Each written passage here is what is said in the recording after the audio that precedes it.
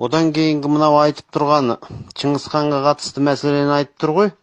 Мен о жағына келсем, негізі Шыңғысхан біздің таза қазақтың ата бабасы ғой. Оның барлығын бұрмалап, моңғол жасап жүрген орыстар бізді отарлаған кезде қасақана алып келіп, біздің жеріміздің астын ақтарып, байлығымызды тексерген бірінші орында, екіншіден тарихымызды тексерген. Сол кезде бүкіл сол кездегі Шыңғысханның заманынан қалған мықты деректер бар, еңбектер. Шыңғысханның тұсында соның замандас өзінен 30 жас кіші ғана Рашид ад-Дин дейтін арнайы сол мықты ғалым парсша жазған соның еңбегі бар. Жамиғат Таварих деп аталынатын тарихтар жинағы дейді. Оны арнайы тапсырмамен жазылған Қазан хан дейтін сол хан Шыңғысханның ұрпағы тікелей соған бүкіл нені шындықты айтқызып тұрып жазғызып, Шыңғысханның бүкіл тарихын қалдырған. Шыңғысхан деген біздің ата бабамыз ол деген. Енді Шыңғысханның баласы тұңғыш ұлы Жошы. Қазақша айтқанда жолшы ғой. Жолда алып келе жатқан кезде туады ол. Атын жолшы қояды. Жолшы Бөкебаев деген бар ғой мысалға. Оны біз Жошы дейміз. Ал енді содан біз тараймыз, Ақ Орданы құрып, Жошыдан бері қаратай кетеді. Бізде қазақтың ең соңғы ханы Кенесарыға дейін Шыңғыстың тұқымдары ғой, оны төре тұқымдары дейді қазақта. Шыңғысханның тұқымдары. Бүкіл Керей Жәнібегің бар, Хақназарың бар, Тәуке ханың бар, Абылай хан, жаңағы бүкіл нелердің бар Кенесарыға дейін, одан қала берді Чохан Уәлиханов, Әлихан Бөкейханов, барлығы Шыңғысханның ұрпақтары. Егер Шыңғысхан моңғол болса, онда осының бәрі моңғол ғой. Онда біз де моңғол болып шығамыз ғой. Сонда қазіргі іштеңкенің байыбына қарамай бірдеңкені бытқытып жүрген бізге қарағанда, сол замандағы, егер шынымен сол Шыңғысханның ұрпақтары моңғол болатын болса, бәрі Шыңғысхан.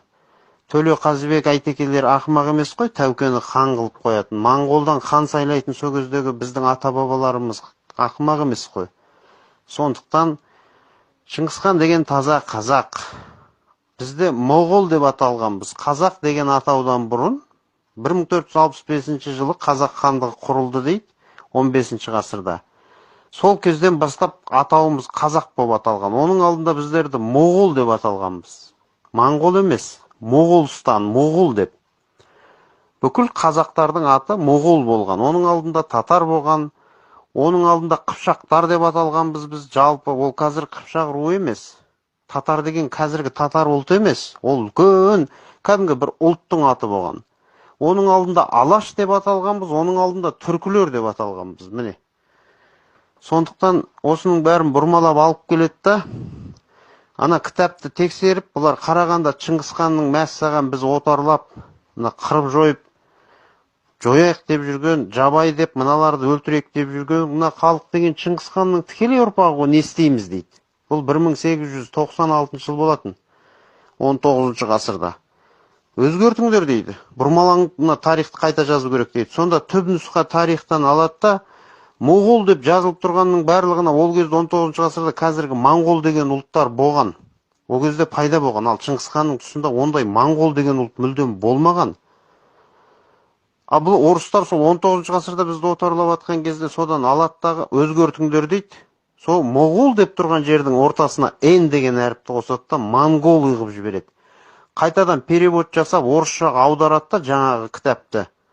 Бәрін моғол деп тұрғанның бәрін моңғол жасайды да, көп тиражбен шығарады да, дүние жүзіне дейін таратады да жібереді. Ол кезде союздың құрамында бізде бар, құлағымызға сіңіріп сөйтеді да аударып жібереді. Енді бүйтіп қарап тұрса, енді Шыңғысханның ұрпақтарынан Шыңғыс төре тұқымдары дейді, біз содан хан сайлап келгенбіз. Осыдан ойлана беру керек. Кенесарыға дейін Шыңғысханның тұқымы. Сонда ақымақ емес қой біздің ата бабаларымыз. Онда біз де моңғолмыз. Моңғол емес, моғол десек жарасады. Қазақ хандық құрылған, орыстар осыны не қылады да, 15 ғасырда хандық құрылған, сендер содан бастап қазақтар деп аталғасыңдар, одан бұрын сендерде мемлекет болмаған дегенді шығарған. Айналайын, қазақ деген ұлтты құрап тұрған рулар ғой.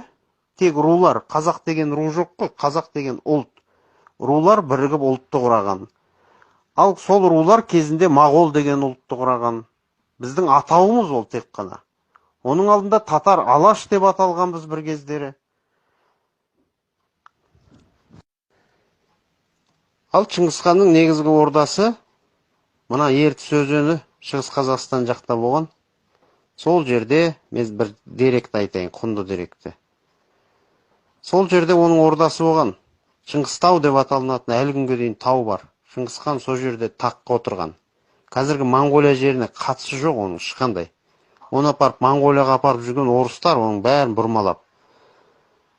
Осы Қазақстан жерінде, сол жерде үлкен оның орны болған, қаласының, ордасының орны болған. 1952 жылы Сталин бұйрық шығарған құпия. Шыңғысханның сол ордасын қалашық суға батыру жөнінде. Сөйтеді дағы бұлар Ертіс өзенінен бұқтырма дейтін бөгенді салат. Қапшағайдағы гесті білесің ғой, сол сияқты бұқтырма дейтін Қазақстанда үлкен Ертіс өзенінің бойына салынған гес бар. Зайсан екеуінің қосылған жерінде.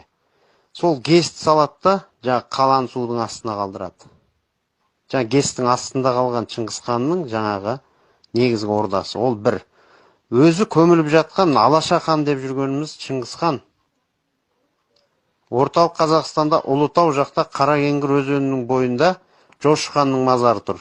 Жошы дегеніміз сол жолшы, Шыңғысханның үлкен ұлы. Сонда ұлының қасына жерлеген апарып Шыңғысханды. Айдалада емес, ол Моңғолияда да емес. Оны орыстар әдейі көрсетпеген. Бұны Қаныш Сәтпаевтардың өзіне дейін кезінде айтып кеткен Әлкей Марғұлан бәрі. Олар білген, бірақ айтудан қорыққан. Өйткені бәрін репрессияға ұшыратып ондайдың. Ал кейін зерттеуге келгенде орыстар қулық жасайды да, ол Алашахан дегенді мен екі нәрсені айтайын.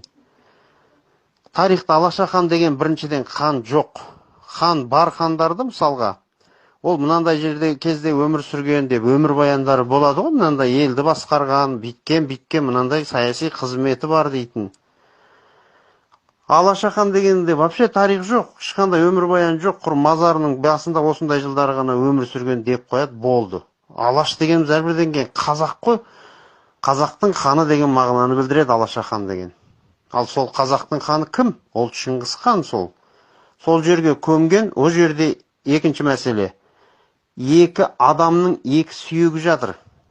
Астында бір мүрде бар, табыт бар. Үстінде тағы біреу бар. Оны үстіндегін орыстар әдейі жерлеткен екен.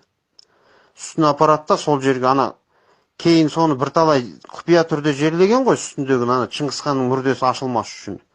Сонда кейін өтіріктен өздері соны жерлетіп ап, содан кейін арнайы экспедицияны ұйымдастырады да, в общем, бәрін көздерін байлап, алдап, жабулы қазанды жабулы күйінде сақтап, осы сөзге нүкте қою үшін экспедицияны ұйымдастырады да, ол жерді ашып қарағансып, жаңағы кәдімгі зерттеп көргенсіп ашады. Ашқанда ана үстінде өтірік жерленген адамның мүрдесін ашады, соны тексеріп ДНК-сын алады, ол басқа болып шығады. Ал сол кезде соның бәріне куә Қаныш Сәтпаевтар. Олар астында тағы да бір табыттың болғанын білген.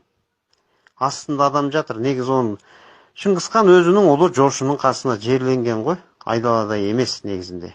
Осының бәрі мемлекет өз қызығушылық танытып, мүдделі түрде осының барлығына зерттеу жүргізетін болса шығатын еді ғой.